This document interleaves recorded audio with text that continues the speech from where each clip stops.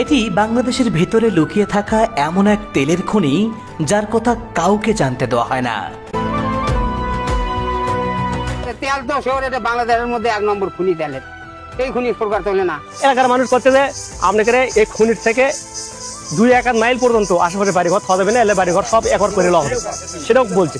তেল আসলে রে বাবা, একটি শিওর তেল, সবই জানি যে তেল উঠলো, গ্যাস উঠলো, আমাকে চুলো বন্ধ করে গেলো, গ্রামের লোকের চুলো বন্ধ করে দিলাম। সারা পৃথিবী জুড়ে বর্তমানে জ্বালানি তেলের তীব্র সংকট চলছে, অথচ বাংলাদেশের বগুড়া জেলার গাবতলীতে লুকিয়ে আছে বিশ্বের সম্ভাবনাময় সবচেয়ে বড় তেলের খনি। এটা বোধহয় 4টা টাওয়ারের মতো লম্বা ছিল, 4টা টাওয়ার জোড়া দিলে যতটুকু হবে অতটুকুই এত বড় থম্বা ছিল। মাঝখানে যে জায়গাটা দেখছেন সেটা একেবারে নিচু জায়গা, মূলত এখানেই বোরিং করা হয়েছিল। এখানকার মাটির নিচে এত পরিমাণ তেল মজুদ আছে যে টিউবওয়েলের পানির সাথে তেল বের হয়ে আসে। টিউবওয়েলের পানি খাওয়ালে আমরা পানি খেলে কোনদিন তেল খাচ্ছেন এখনো? হ্যাঁ, চলেন আমার সাথে। এখনো টিউবওয়েলের সাথে আমাদের কেরোসিনের গন্ধ ওঠে।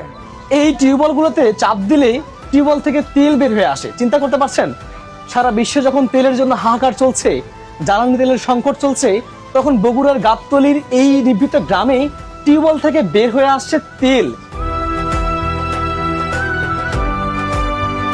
27 বিঘা জায়গা নিয়ে গঠিত এই তেলের খনি, যার পাশে আজও রয়েছে তেল তোলার কাজে ব্যবহৃত অসংখ্য অফিস ঘর। আজ এর লাগালে কোম্পানির ঘর, এর মধ্যে বহুত ঘর আছিল। এলাকাবাসী সবার মনে শুধু একটাই প্রশ্ন, এত বড় সম্ভাবনাময় তেলের খনি কেন হঠাৎ এক রাতের ভিতরেই শত শত বস্তা সিমেন্ট আর কেমিক্যাল দিয়ে খনির মুখটাকে সিল করে দেওয়া হলো? গ্যাসের খুনি পার হয়ে যায়, কয়লার যায় তেলত গেছে, তখন তেল একটু আউট হওয়ার সাথে সাথে দেশের চাষা যেভাবে বন্ধ করে দিয়েছে। কি তেল ছিল? ডিজেল। হ্যাঁ, ডিজেল। এক হাতের মধ্যে কত সব বস্তা মারা যাচ্ছে। এক কাজের মধ্যে কি যে হলো, অর্ডার ভরাও, সিমেন্ট দেওয়া যায়, ইয়ে দেখালে ওদের পাইপ ভরা বন্ধ করে দেয়। আমাদের এটি এখানেই তেল, আর তেল না লাগে অন্য খানি থেকে আমাদের দেশে খুনি হইলে আমাদের রাষ্ট্রপতি তো হল করতে পারে শোনার, হ্যাঁ, তাহলে সম্পদ ছাড়ে দেয়। কোন ষড়যন্ত্রের আড়ালে কাদের কারণে আর কারা এই তেলের খনিটি বন্ধ করে দিল? এর পেছনে কি রহস্য লুকিয়ে আছে? আর সব রহস্যই উন্মোচন করব এই ভিডিওতে। সেই সাথে আপনাদেরকে নিয়ে যাব সেই নিভৃত গ্রামে যেখানে লুকিয়ে আছে এই রহস্যময় বিশাল তেলের খনি। সুতরাং শেষ পর্যন্ত ভিডিওটি দেখতে থাকুন।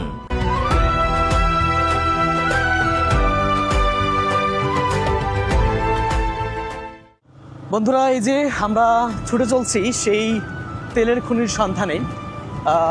আসলে কি অবাক করার ব্যাপার যে আমাদের এই বাংলাদেশে এত বড় সম্ভাবনাময় একটি বিশাল তেলের খনি লুকিয়ে আছে, যেটাকে অনেকেই বলছেন যে এটা নাকি এশিয়ার সব থেকে বড় তেলের খনি। আবার কেউ কেউ বলছেন যে বিশ্বের সব থেকে বড় তেলের খনি হতে পারতো এমন সম্ভাবনাময় একটি তেলের খনি যে আমাদের বাংলাদেশের বগুড়া জেলার এই গাবতলী উপজেলার একটি গ্রামে লুকিয়ে আছে, সেটা কিন্তু আমরা অনেকেই জানি না। তো এই খনিটা আসলে কি কারণে কেন বন্ধ করে দেওয়া হলো, এই নিয়ে জনমনে অনেক প্রশ্ন রয়েছে, অনেক রহস্য রয়েছে।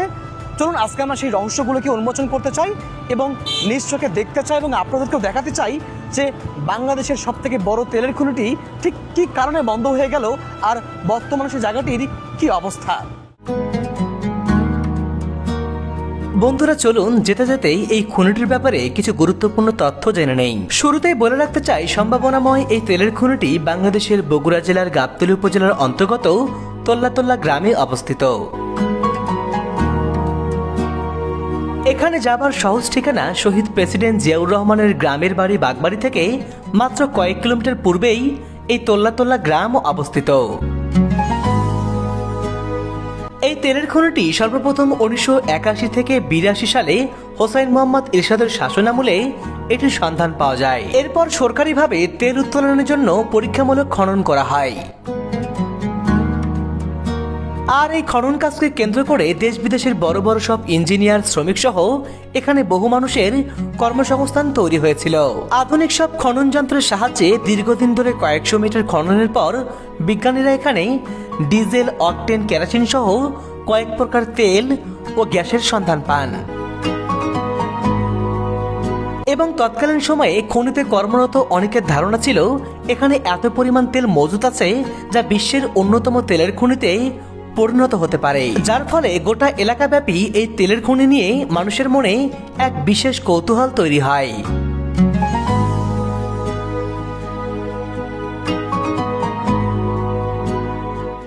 বন্ধুরা, আমরা এখন অবস্থান করছি কলাকোপা সুবাদ বাজারে। এটা একটা হাট বসেছে দেখতে পাচ্ছেন। এই যে এখানে যে গ্রামীণ মানুষজন চায়ের দোকানে বসে তারা চা খাচ্ছেন। এই যে মানুষজন এই যে হাটে যে দুধ বিক্রি করতে এসেছেন, মানে গ্রামীণ হাটে যে দৃশ্যগুলো দেখা যায় সেই দৃশ্যগুলো কিন্তু আমরা এখানে দেখতে পাচ্ছি। এটা কলাকোপা সুবাদ বাজার। এখান থেকে আর একটু ভিতরে যেতে হবে আমাদের। সেখানে রয়েছে সেই তল্লাতলা গ্রাম, আর সেই গ্রামে রয়েছে আমাদের সেই আজকের গন্তব্য, যেটাকে বলা হচ্ছে পৃথিবীর সবথেকে বড় তেলের খনি। আমরা সেই তেলের খনির দিকে কিন্তু এই হাট দিয়েই এগিয়ে যাচ্ছি। আমরা কলাকোপা বাজার এসে স্থানীয়দের কাছে সেই তেলের খনির ব্যাপারে জানতে চাইলাম এবং তাদের মুখ থেকে যা শুনলাম তাতে এ ব্যাপারে আমার আগ্রহ আরো দ্বিগুণ বেড়ে গেল। এখন আমি পেট্রোল বাংলা যখন ওখানে শুরু হয় তখন আমি মেকানিক গ্রুপে চাকরি করি। ওখানে কাজ করেছে? ওখানেই কাজ করতাম মেকআপ। আচ্ছা আচ্ছা আচ্ছা। ওখানে কাজ করতে করতে ফার্স্টে 2200 মিটার পর্যন্ত খোলার কথা ছিল, কিন্তু খুললো হচ্ছে 1800 মিটার। খোলার পরে আপনার গ্যাসের খুনি পার হয়ে যায় কয়লার যায় তেলত গেছে, তখন তেল একটু আউট হওয়ার সাথে সাথে এর আসা যেভাবে বন্ধ করে দিয়েছে। আমরা 200 কোটি খালি 500 কোটি আমি উঠে বলতে পারবো না, আমরা জানি না, তবে ঘুষ খেয়ে এই খুনিটা বন্ধ করে দিয়েছে। হ্যাঁ, তেল উঠেছিল, সব বজিরা ডুঙ্গে খুঁটি তো লিয়ে গেছে। কি তেল ছিল? ডিজেল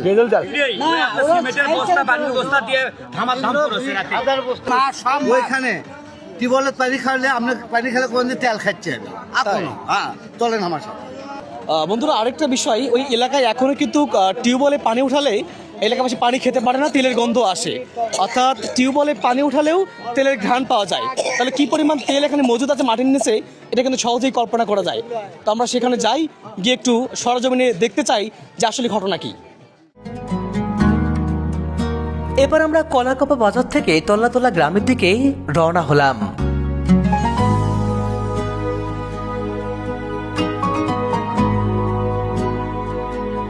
সালাম আলাইকুম ভাই, এই যে তেলের খনিটা কোন দিকে? এদিকে? এদিকে না? আচ্ছা।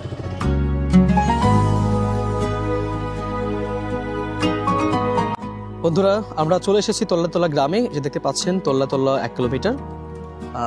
এখানে মাইল ফলক দেওয়া রয়েছে তল্লাতলা 1 কিলোমিটার। ইতিমধ্যে আমরা তল্লাতলা গ্রামে প্রবেশ করে ফেলেছি। এই যে রাস্তা, এই পথ দিয়ে যেতে হবে সেই তেলের খনিতে।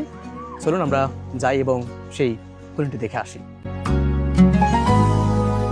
চলতে চলতে আমরা রাস্তায় এমন একজন লোকের দেখা পেয়ে গেলাম যিনি ওই তেলের খনিতে অফিসার ম্যাচে দীর্ঘদিন চাকরি করেছেন, তাই তার কাছে বিষয়গুলো জানার চেষ্টা করলাম। তেল আসলে রে বাবা একটি শিওর তেল। আমি তো ওই অফিসার ম্যাচে মনে করো আমি ম্যানেজারি করছি, বাজার হাট করার ইয়ে করছি আর কি। সবই জানি যে তেল উঠলো, গ্যাস উঠলো, আমাকে চুলো বন্ধ করে গেলো, গ্রামের লোকের চুলো বন্ধ করে দিলাম। হ্যাঁ, যে চুলো বন্ধ করে দাও তোমরা, গ্যাসের সমস্যা হতে পারে, সব কিছু ওকে। সেটা কেমন কি করলো আল্লাহ জানে। আমি এই পেট্রোলের 7 বছর থাকছি এটি। আচ্ছা, আপনি কি মনে করেন কি কারণে এটা বন্ধ করা হলো? আপনার কি বন্ধ? ঘুষ খাচ্ছে, ঘুষ খেয়ে বন্ধ করছে। অফিসাররা করছিল যে পাগলা তেল তো তুলবো তোরা রে, আমাকে টুইট করে করছিল তখন, ভাই তেল তো তুলবো তোরা, বুঝলু তেল তুললে তো অন্য অন্য বাইরের এলাকা তো খালি হয়ে যাবি। হ্যাঁ, তোলে কি নাই তোলে ভাই, দেখ তো আগে তোরা তুললে লাগিস, খালি লাগিস, মানে তেল আছে, আমার চাকরি পারমানেন্ট হয়ে যাবি। মানে আমি ক্যাজুয়ালে চাকরি করতেছিলাম, নতুন করে শুনি যে তুলে পারলা বলে ইয়ে করা আছে, সিমেন্ট দিয়ে কেমিক্যাল দিয়ে জাম করা আছে। তো 2 সাইডে সিমেন্ট আর কেমিক্যাল মারছে। ওই মুড়ে যে গুডাউনটা ছিল দেখছি তো, ওই গুডাউনটা ভরা হলো সিমেন্ট, আর এই মুড়ে এক গুডাউনটা হলো খালি কেমিক্যাল, সম্পূর্ণ মনে করে পাইপ বানিয়েছে। তেল তো ভালোই আসে বাংলা, এখনো টিউবওয়েলের সাথে আমাদের কেরাসিনের গন্ধ ওঠে। গ্রামের ধুলিমাখা পথ পেরিয়ে অবশেষে আমরা চলে এলাম তল্লাতল্লা গ্রামের সেই খনিটির একেবারে সন্নিকটে। এখানে আসতেই কয়েকজন স্থানীয় লোকের দেখা পেলাম, যারা নিজে এই তেলের খনিতে কাজ করেছে।